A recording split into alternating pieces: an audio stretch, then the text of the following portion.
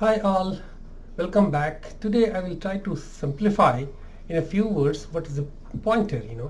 Pointer is often talked about topic in C++ or C programming languages, and this is people are afraid of particularly the beginning programmer, because pointer is something that becomes an enigma to the new learners.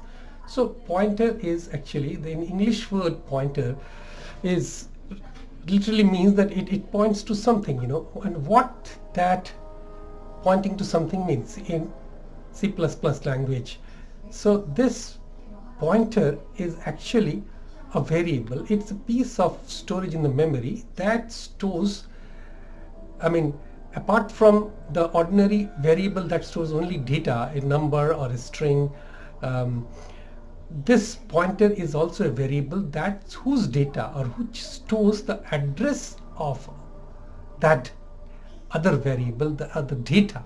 So it is also a storage space. It's also a variable, but it stores an address or a location in the memory of another variable. So that way it points to the variable itself through its location, right? So that's all that is to it. This is the simplest term I could explain. Thank you for watching.